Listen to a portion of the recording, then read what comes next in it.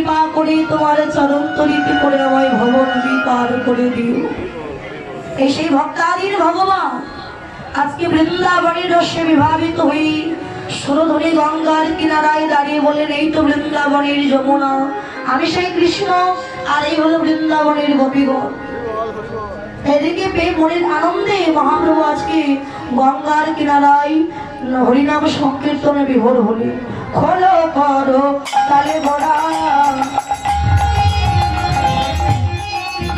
বড়া সোনের বাড়ি